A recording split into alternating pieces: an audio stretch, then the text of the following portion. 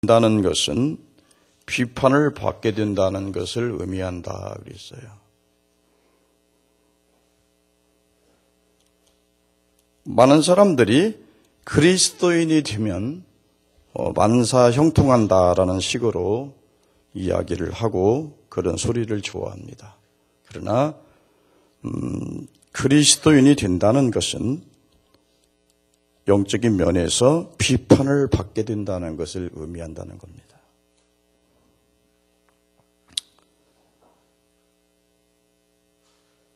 우리가 그리스도인이 아니라면 비난받는 행동을 해도 별로 비난하지 않습니다. 그러나 그리스도인이라는 사실 때문에 사람들의 주목의 대상이 되고 이유 없는 모욕과 이유 없는 비난을 받을 때도 많습니다. 자신들에게는 별 일도 아닌데 우리 그리스도인들에게서는 그것들이 비난의 대상이 되기도 합니다. 그래서 멀컴 리치는 이런 말을 합니다. 세상이 우리를 유별나게 주목하고 비난하는 가장 큰 이유는 단순하다 그랬어요. 그 이유는 세상의 그리스도인들에게 유별난 기대를 걸고 있기 때문이다. 세상이 그리스도인들에게 유별난 기대를 걸고 있기 때문이다. 제가 한 가지 덧붙이면 그리스도인이 세상에 속하지 않았기 때문에 그렇습니다. 본질적으로는. 그래서 세상이 미워합니다. 왜? 세상은 악한 자에게 처해있기 때문에. 자, 우리 그리스도인들이 불신자들에게 비난받는 두 가지 이유가 있죠. 첫째는 그리스도인에 대한 비그리스도인들의 유별난 기대와 관심입니다. 주목의 대상이 되는 겁니다. 그다음에 하나는요, 그리스도인이 세상의 빛이나 세상의 소금이 되지 못할 때입니다. 우리가 그리스도인으로서 삶을 살아간다는 의미가 무엇인지 아십니까? 우리 그걸 알아야죠. 우리는 그리스도인으로서 생활을 한다고 하고 믿음 생활을 한다고 하잖아요. 그런데 그리스도인으로서의 삶을 살아간다고 하는 의미가 무엇인지를 모른다면 안 되지요. 그리스도인들은 삶의 가치관이 다릅니다, 여러분. 우리가 추구하고 있는 목적이 달라요.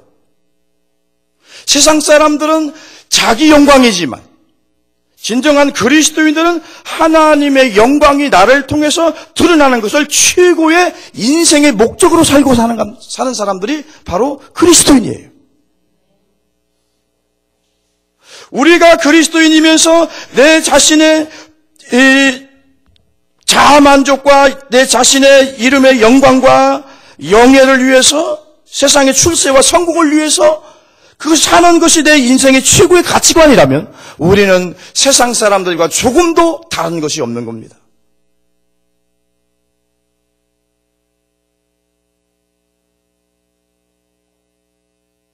그리고 그리스도인들로서 삶을 살아간다는 것은 우리 삶의 원리와 사는 방법과 사는 스타일과 색깔이 다르다는 것을 의미합니다.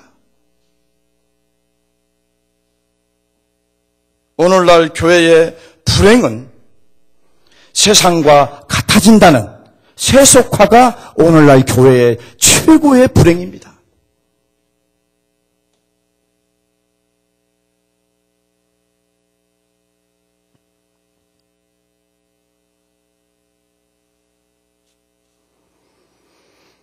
예수 믿는다는 것, 그리스도인의 삶을 살아간다는 것, 세상과 다르다는 것, 이것은 내가 교회 한번 나가서 주일 성수 한번 하는 것으로 그것이 구별되지 않습니다.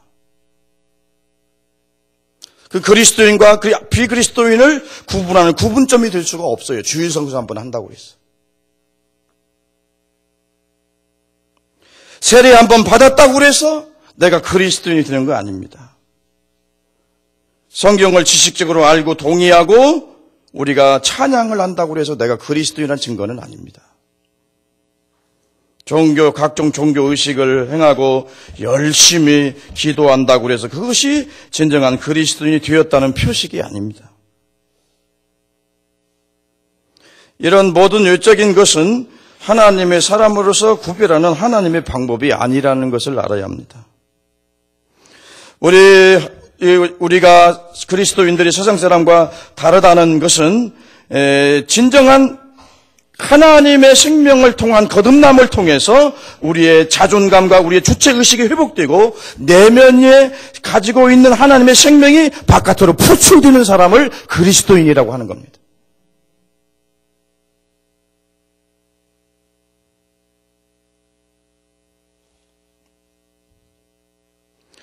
내면에서 일어나는 거예요.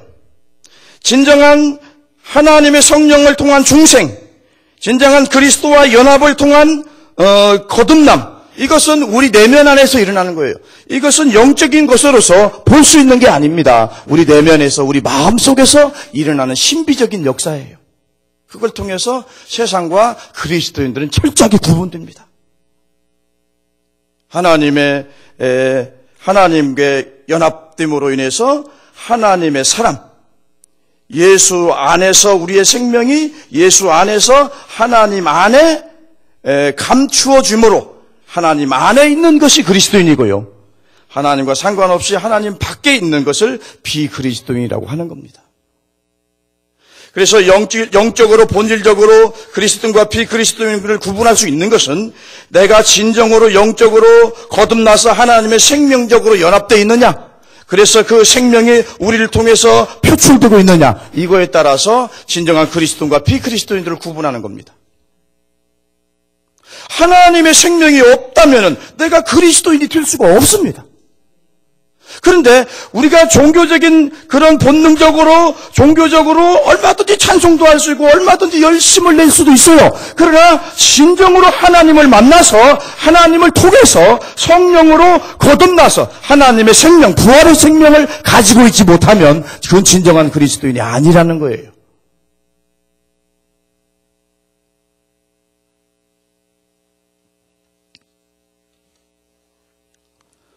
진정한 하나님의 백성으로서의 의식은 우리의 마음과 영혼 속에 심겨지는 것이고 거기서 표시되어지는 것이고 거기서 변화되는 것이고 그것이 이제 드러나는 것이지 결국에 우리의 어떤 특별한 외적인 종교 의식을 통해서 그 구분이 되는 것은 아니라는 얘기죠. 물론 이건 있어요. 그런 삶이 찬양을 통해 나타나기도 하고, 그렇죠? 예배를 통해서 나타나기도 합니다. 그러나 본질적인 부분을 제가 이야기를 하는 거예요. 자, 이스라엘 백성들이 요단강을 건너서 약속의 땅에 들어오게 됩니다. 그래서 그들에게 이제 새로운 삶이 시작되죠. 근데 언약의 약속의 땅에 들어오자 하나님께서 두 가지 예식을 행하도록 요구를 합니다. 이 두 가지 예식을 통해서 하나님이 거룩한 백성으로서의 가져야 할 중요한 의식, 그들의 마음에, 영혼의 그 밑바탕에 그 하나님의 백성이라고 하는 거룩한 의식을 심어주려고 하는 것입니다. 그래서 이 두 가지 의식을 행하는데 첫째는 할례요, 두 번째는 유월절을 지키라는 겁니다. 첫 번째 할례를 한번 알아보겠습니다. 자, 이 할례를 행하라고 한 이것은 지금 어떤 상황에 있어요? 전쟁의 지금 대치 국면이죠. 적과 아군이 대치하고 있는 전쟁의 위험 속에서 하나님의 명령이 떨어졌다는 걸 기억해야 돼요. 우리는요, 사실 우리가 경험하든 느끼든 체험하든 의식하든 의식하지 않든 간에 우리는 항상 영적인 싸움 속에 살고 있어요.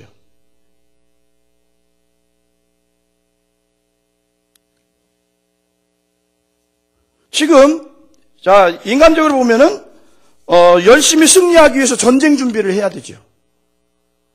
그런데 하나님은 그런 상황에서 할례를 행하라. 이 말은 무슨 얘기냐면 인간적으로 보면 죽으라는 말하고 똑같은 거예요. 너희들은 이런 위험한 상황이 있지만 이스라엘 하나님을 신뢰하고 의지하고 전쟁 준비 중단하고 할례를 행하라는 거예요. 그런데 그것이 하나님의 말씀이에요.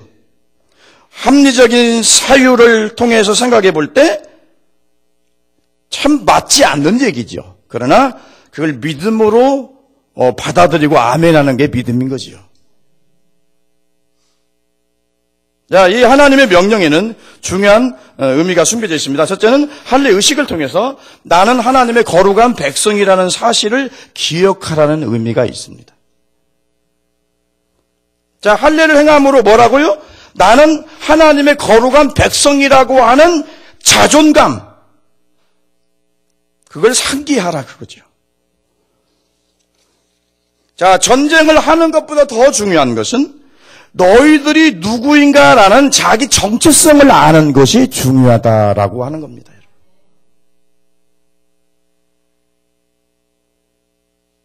너희들은 누구냐? 하나님의 거룩한 백성이라는 거예요. 그러므로 하나님을 의지하지 않고선 너희는 전쟁에서 절대로 승리할 수 없다는 얘기예요. 그리고 이 전쟁은 너희의 싸움이 아니고 나의 싸움이라는 거예요. 내가 싸운다는 거예요.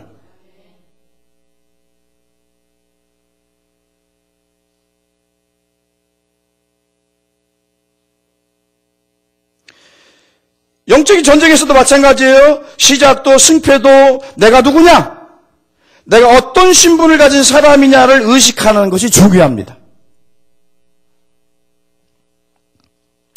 나는 예수 그리스도의 십자가에서 내 죄악의 옛 자아가 죽었고 하나님에 대해서 산 자가 되었다는 의식.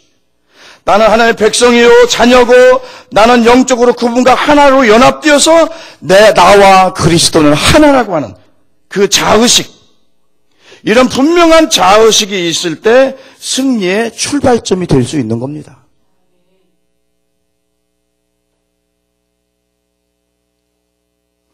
그래서 우리의 자의식과 우리의 정체성과 이런 존재감이 우리의 삶의 방식을 결정하죠.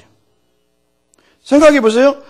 왕자의 신분을 가진 자, 그리고 거지의 신분을 가진 자, 그 생각하는 것과 그들의 비전은 서로의 삶의 방식으로 나타날 수밖에 없죠. 그죠? 그리고 내가 어떤 의식을 가지고 사느냐, 내가 어떤 정체성을 가지고 사느냐, 내가 누구의 아들이냐에 따라서 또 달라지는 거예요. 생활 방식이라는 거. 그래, 나는 우리 아버지가 알코올 중독자고 나는 천하게 태어났고 우리 부모에게도 버림받고 나는 이 세상에 다 싫어서 나를 버렸다. 이렇게 생각하면 인생에 버려진 자로서 타락한 삶을 살 수밖에 없죠. 그렇죠? 그러나 나는 하나님과 사람 앞에 참 존귀한 사람이다. 그러면 삶의 방식도 존귀하게 살아가는 겁니다. 그래서 내가 누구냐? 내가 누구냐라고 하는 그 정체성이 내 마음을 지배하고 있다면 그 사람의 삶의 방식은 분명히 달라질 겁니다. 내가 거룩한 하나님의 백성이요, 하나님의 자녀요, 하나님 나라 상속자라고 생각한다면 거룩하게 살아야 될 그런 열정이 기대가 생길 거예요.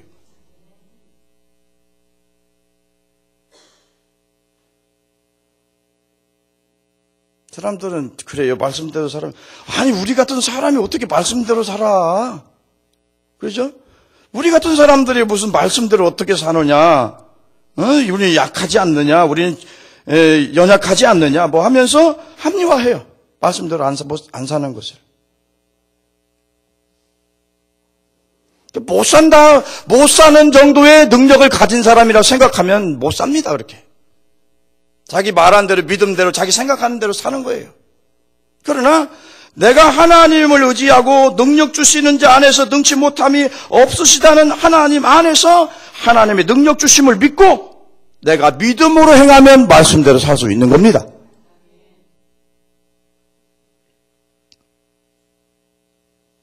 그 말씀을 지키는 것, 말씀대로 사는 것 행위가 내 영혼을 지키는 것이라고 했어요.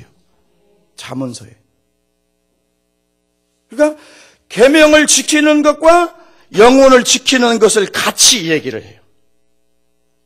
그러니까 이 영혼이 생명의 양식을 공급받지 못하면 이 영혼은 굶주리고 고통당하고 죽습니다. 그런 것처럼 하나님의 말씀대로 사는 것 자체가 우리에게 영혼에게 있어서는 생명의 양식이에요. 그냥 듣는 것만이 아니고요. 듣고 믿고 받아들이고 순종하는 것까지 포함하는 거예요. 그것이 우리에게 생명의 양식이 되는 거죠. 영혼의 양식이 되고.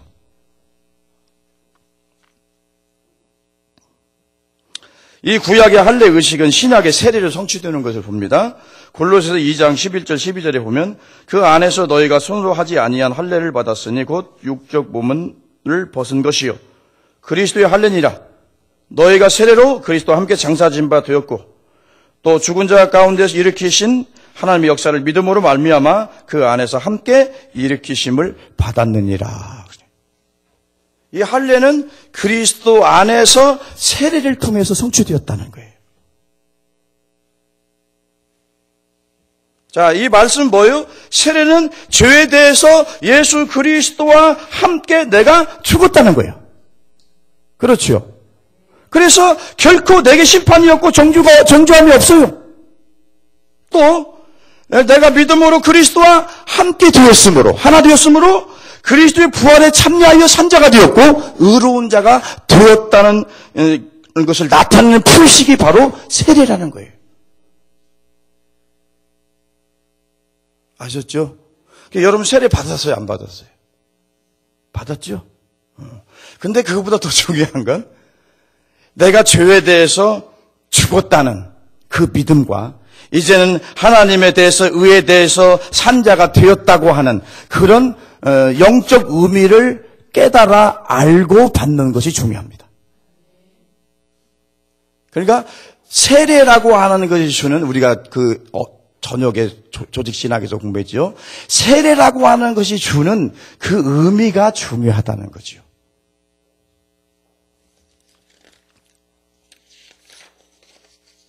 그래서 세례는요, 내 믿음을 인친 겁니다.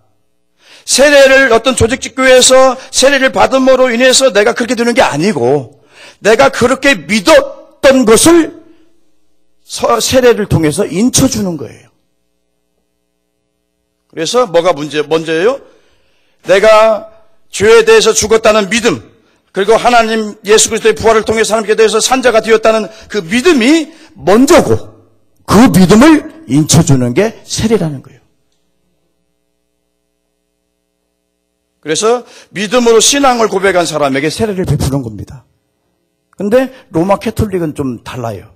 로마 캐톨릭은 뭐냐면은 세례를 받음을 통해서 너희가 이 그리스도의 이 은혜에 참여했다라고 얘기를 하는 거예요. 근데 그건 미신적인 거예요. 안 그래요? 여러분이 믿지도 않는데 세례만 그냥 받았으면은 이것이 그렇게 영적인 효과가 이 사람에게 전달된다고 하는 것은 그건 미신적인 거죠. 로마 캐톨릭은 그래요.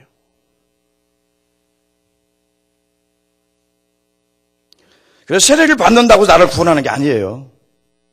내가 믿음을 통해서 세례를 받을 때 그게 진정한 의미가 있는 것이고 그것이 나의 구원의 증표가 되는 겁니다. 그게 종교개혁자들하고 이제 중세 로마 캐톨릭하고 다른 점이 그런 것들이에요. 중세 캐톨릭은 뭐죠? 상당히 미신적인 요소가 많이 들어와 있어요. 자, 두 번째, 할례는 하나님께 대한 온전한 신뢰의식을 갖게 만들어준다는 겁니다. 주님에 대한 온전한 신뢰가 없다면 진정한 하나님의 사람이라고 볼 수가 없습니다. 자, 언약의 땅 앞에서 얼마나 고생해서 거기까지 왔어요. 40년 넘게. 또 노예살이 430년. 꿈에도 소원인 거죠. 우리의 꿈에도 소원은 통일이라고 그러죠? 근데 그보다 더 강렬한 것은 뭐예요? 노예생활 430년 했지. 40년에 잠깐 열흘이면 이렇게 이틀이면 올 수 있는 거리인데 40년을 광야에서 훈련받았지요. 그러니까 그 땅에 들어온 그 감회가 얼마나 새롭겠어요.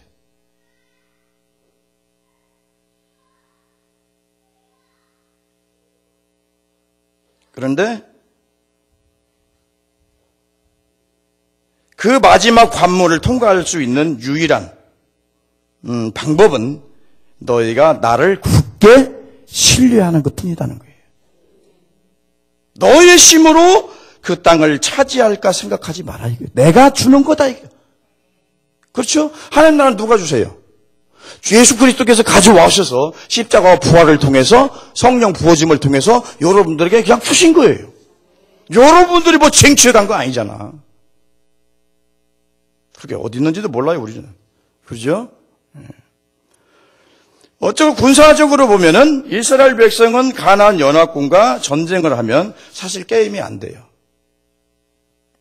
그래서 이들이 승리를 하고 그런 모든 장벽을 넘어서 정말로 약속의 땅에 들어갈 수 있는 유일한 방법은 나의 구원자, 우리의 구원자 예수 그리스도를 여호와 하나님을 신뢰하는 것이 유일한 방법이라는 거예요. 그래서 진정한 구원은 여호와 하나님께로부터 온다는 것을 우리에게 보여주는 겁니다. 7절 8절 한번 읽어볼까요? 7절 8절.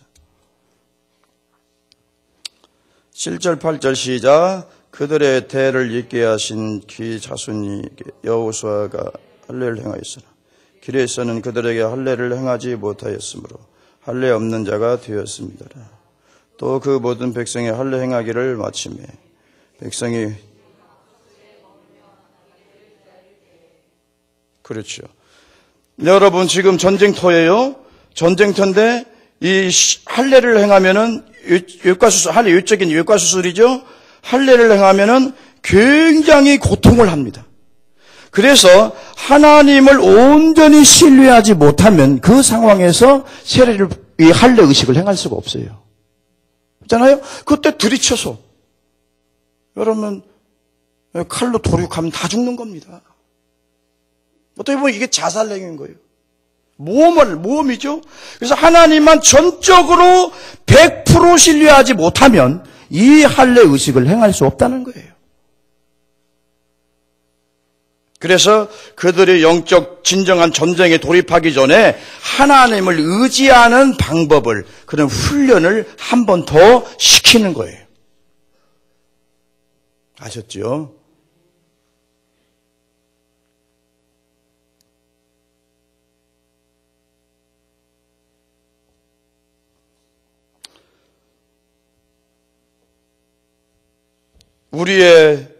우리의 승리는요, 내 자신의 탁월한 아이디어나 능력이나 자신의 조건, 자신의 지혜를 의지하는 데 있지 않아요. 옛 것을 버리고 헛된 것을 버리고 그런 것을 의지하는 그런 헛된 것들을 다 버려야 돼요. 그리고 하나님의 지혜를 의지하고 하나님의 약속의 말씀을 의지하는 것, 여기에 승리의 비결이 있어요.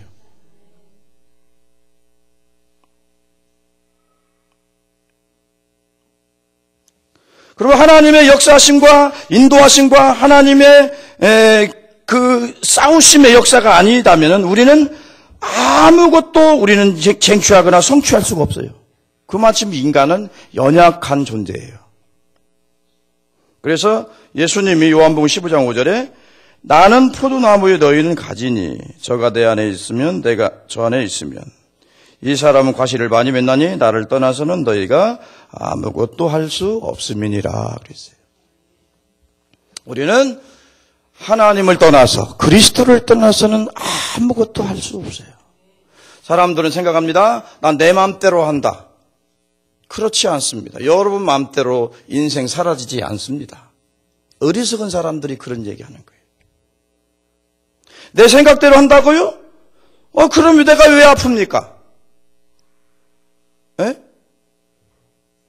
내가 왜 질병으로 고생하고, 왜 고통하고, 병원 날마다 다니고, 검사하고, 약 처먹어야 되고, 그건 내가 하고 싶어서 하는 겁니까?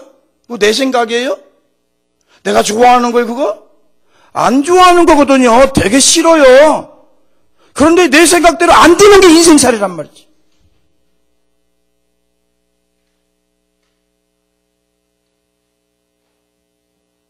인생에 여러분 잔잔한 우리 인생의 바닥에 폭풍우가 몰아칠 때가 있어요. 타락칠 때가. 그런데 내가 탄 배를 확 뒤집어 풀려고 하는 그런 위기 상황에 처할 때도 있어요. 이건 내가 원하는 상황입니까? 내가 생각했던 거예요? 내가 계획했던 거, 내가 의도했던 겁니까? 아니잖아요. 여러분 잔잔한 파도에 시원한 바람이 불고 순풍의 돛담배처럼 그저 아무런 역경과 시련이 없이 그냥 편히 사는 거잖아요. 그런데 안 그렇다고 인생이라는 게 그러다가 한순간에 바람과 파도가 들어닥쳐서 내 평안한 내 삶의 인생의 배를 확 뒤집어 놓는다. 그게 인생이에요. 그러니까 여러분들은 여러분들의 생각대로 할 수 있다는 어리석은 생각 버리세요. 우리는 아무것도 내 생각대로 할 수 없습니다.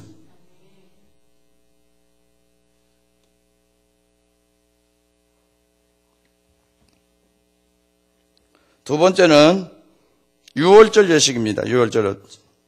여리고 성의 공격을 앞두고 유월절을 지키라고 하죠. 10절을 봅니다. 10절 시작. 또 이스라엘 자손들이 길갈에 진쳤고 그 달 14일 저녁에 여리고 평지에서 유월절을 지켰으며. 자, 하나님 이스라엘 백성들의 유월절 지키라고 한 것은요, 하나님에 대한 은총을 기억하라 그 얘기. 430년 동안 애굽에서 뭐 했었어요? 노예살이 했잖아요. 쇠사슬로 두 발이 묶이고 그들은 애굽인들을 위한 어떤 생산 도구였죠. 노예로 살았어요. 노예는요, 인권도 자유도 없습니다. 오직 수치와 굴욕만 있을 뿐이에요. 이것이 그들의 삶이었어요. 그들의 운명이었어요. 그들의 자손들까지 노예로 살아야 돼요.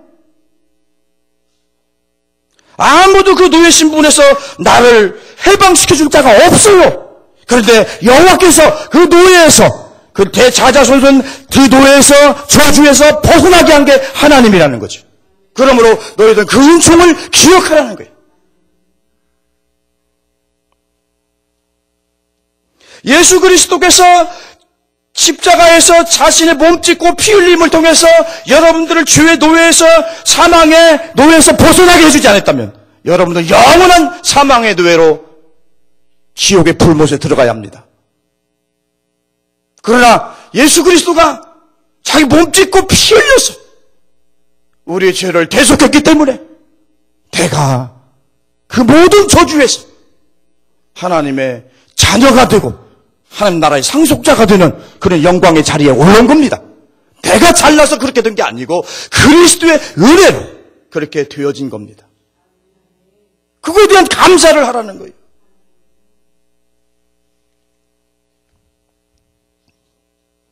출애굽기 12장 13절 14절에 보면요, 내가 애굽의 땅을 칠 때에 그 피가 너희에게 거하는 집에 있어 너희를 위하여 표적이 될지라. 내가 피를 볼 때에 너희를 넘어가리니 재앙이 너희에게 내려 멸하지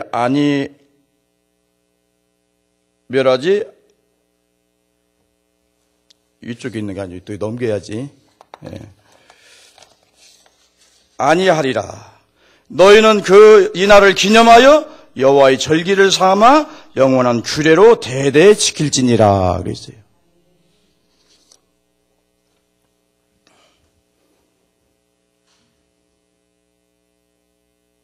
이스라엘 백성들이 그 애굽에 임한 모든 하나님의 저주, 그 이스라엘 백성이라고 예의는 아닙니다, 여러분. 다 죄인이고 죄성을 가지고 있잖아요. 그래서 전부 심판을 받아야 돼요. 죄의 싹은 사망이에요. 다 죽어야 돼요. 그런데 그에게서 살아남을 수 있는 유일한 방법을 가르쳐 주는데 너희가 양을 잡아서 피를 문과 문설주에 바르라는 거예요. 그 피를 통해서 너희가 구원을 받을 것이다. 이것이 어디서를 이 6월절에 어린 양의 피가 어디? 최후의 만찬 새 언약을 통해서 이루어지는 거예요. 이 잔을 마셔라. 이건 너희를 위해서 흘리는 내 새 언약의 피다. 죄사함을 얻게 하기 위해서 흘리는 새 언약의 피라고 주님은 말씀하십니다.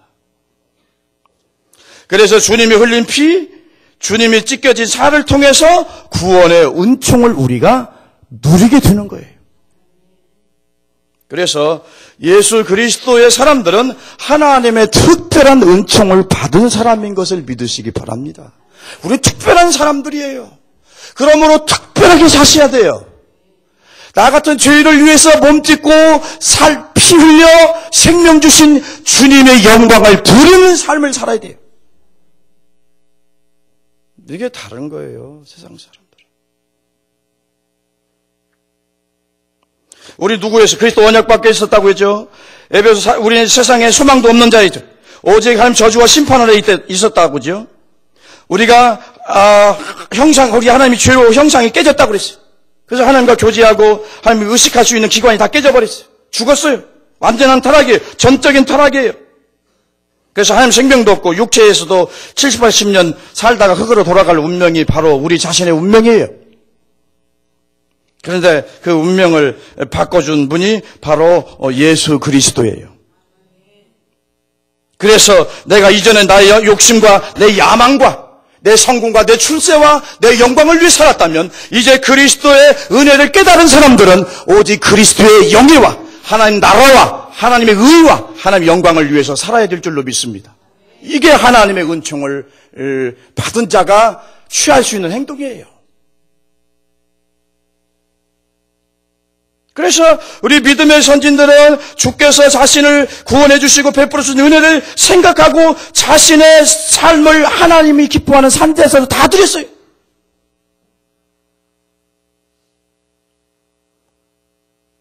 그 리빙스턴은 젊은 나이 할 때 하나님 앞에 드려진 저기가 헌금함이 이렇게 쫙 그때는 넓은 저기 때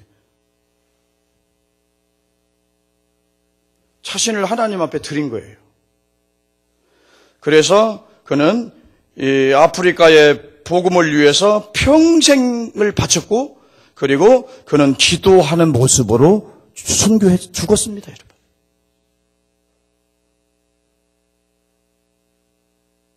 여러분, 믿음으로 산 사람들은요, 정말 자신의 삶을 전체 자신의 생명을 희생한 사람들은 그리스도의 은총을 깨달은 사람이지 그리스도의 은총을 깨닫지 못하고서는 그렇게 헌신의 삶을 못 삽니다.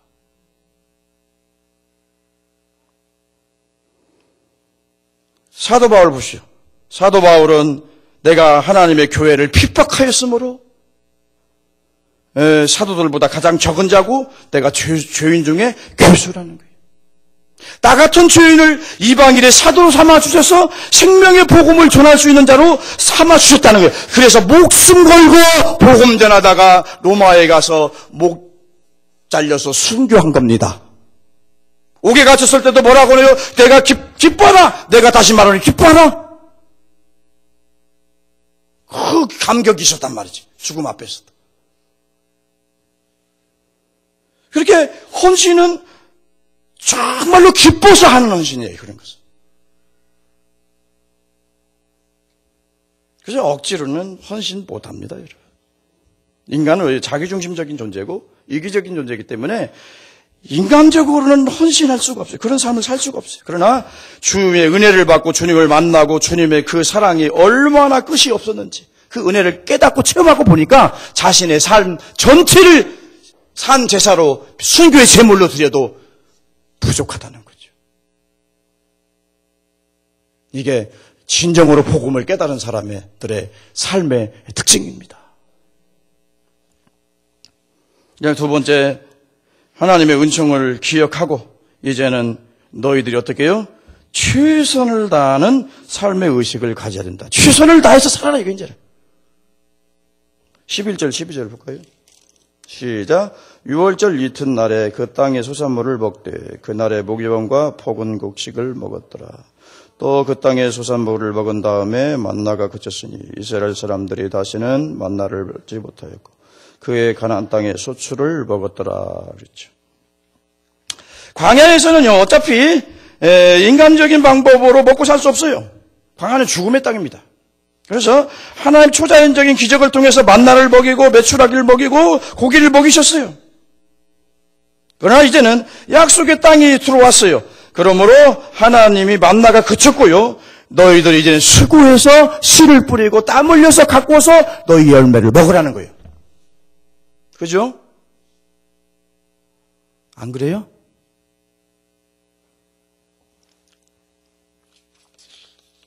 대답도 잘 안 해.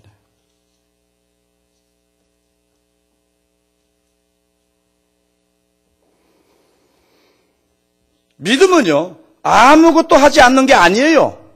사람들은 믿음으로 구원을 얻는다, 하나님의 은혜로 구원을 얻는다라고 하면은 아무것도 안 해도 다 되는 줄 알아요. 근데요, 믿음은 최선을 다하도록 우리를 자극해요. 하나의 은혜 깨달아 보세요. 최선을 다해서 하나님의 영광을 살기 위해서 몸부림치도록 만드는 것이 은혜를 깨닫는 거야. 근데 사람은 믿음으로 구원받아서 아무것도 안 해도 된다고 생각해요. 그건 잘못된 생각이에요. 믿음이 제대로 못 박힌 거지. 정말로 제대로 믿고 정말로 하나님 예수 그리스도 안에 있는 하나님이 내게 주신 은혜와 영광을 깨달으면요 최선을 다해서 살게 돼 있어요. 그래서 조나단 에드워즈는 그 젊은 시절부터 내가 이 시간 관리를 하는 데 있어서 자기가 무슨 일을 함에 있어서 하나님의 영광에서 벗어나는 일을 하지 않겠다라고 하고 자기가 어떻게 살아야 할 것을 하나하나 기록해서 그래서 자기 결심문이라고 그러죠. 에드워즈 결심문이 유명한 거 있어요. 그것을 기록하고 그대로 살려고 얼마나 애썼는지 몰라요.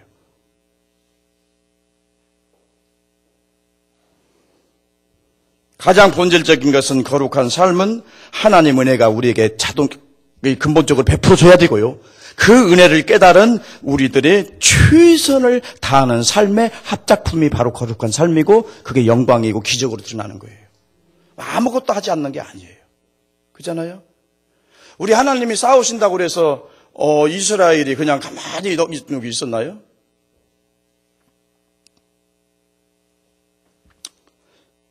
자, 그래서 성경에 뭐예요? 게으른 자는 먹지도 말라. 일하기를 시거든 먹지도 말라. 그랬어요. 그죠? 그래서 정말로 은혜를 깨달았다면 최선을 다해서 열심히 노력해서 사셔야 되는 거예요. 그 다음에 13절 15절 마지막으로 봅니다. 13절 15 시작. 여호수아가 여리고에 가까이 이르렀을 때 눈을 들어 본즉 한 사람이 칼을 빼어 손을 들고 마주 서 있는지라. 여호수아가 나아가서 그에게 묻되 너는 우리를 위하느냐 우리의 적을 위하느냐 하니 그가 이르되 아니라 나는 여호와의 군대 장관으로 지금 왔느니라 하는지라. 여호와 군대장관이 얼굴을 땅에 대고 엎드려 절하고 그에게 이르되 내 주여 종에게 무슨 말씀을 하려 하시나이까. 그랬어요.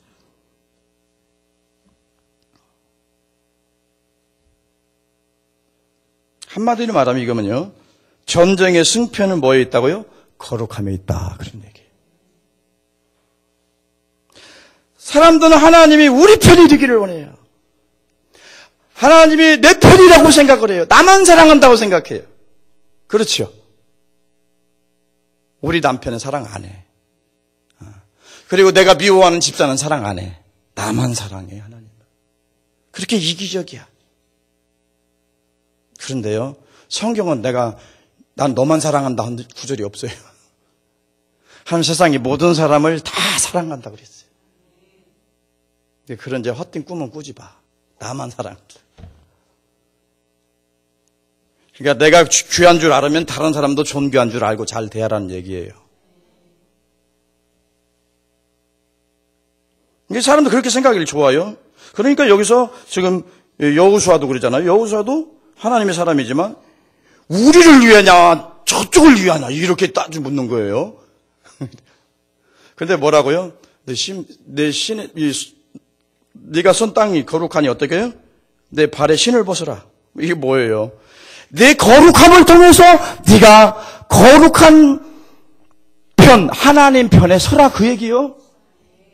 누가 하나님 편이냐 그거 논하지 말라는 얘기야. 너희가 그 발의 신을 벗어버리고 거룩한 자 하나님 앞에 바로 서라 이거예요. 그건 거룩함을 의미하는 거죠. 그러면 내가 너희를 위해 싸울 것이다, 그 얘기예요. 하나님 누구 편이냐고 싸우지 마시고요. 내가 누구 편에 설 것인가를 생각하세요. 거룩함에 우리의 중요한 거 우리에게 있잖아요. 조건도 아니고 환경도 아니에요. 뭐 돈 얼마나 많냐. 거기지 뭐 돈 많으면 얼마나 많겠어. 응? 부자 3대 못 간다잖아. 없은 게 불편해서 그냥 그럴 뿐이지. 아무것도 아니에요, 사실.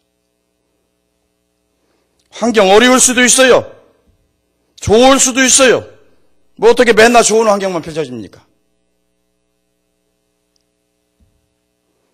중요한 것은 내 안에 거룩함의 영성이 있느냐, 하나님에 대한 열정, 열망이 있느냐, 그게 문제인 거예요. 그것만 있으면 여러분들을 위해서 하나님이 여러분들의 대적들과 싸울 것입니다.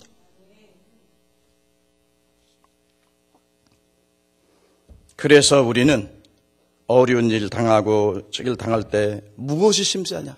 오히려 나 자신을 쳐서 복종시키고 나 자신이 거룩함의 그리스도의 형상을 닮아가기 위해서 애쓰셔야 되는 거예요. 말씀대로 살기 위해서 힘써야 되는 거예요. 내가 어떤 어려운 고난의 문제를 해결할 수 있는 힘이 내게 있는 것도 아니에요. 그저 하나님이 하셔야 되는 거예요. 그러므로 우리는 거룩함의 영성을 통해서 하나님 편에 서면 하나님이 우리를 위해 싸우심으로 하나님의 기적을 경험할 수 있고, 그래서 우리가 승리할 수 있는 것입니다. 여러분 모두가 이런 거룩함을 통해 승리하기를 바랍니다. 기도하겠습니다.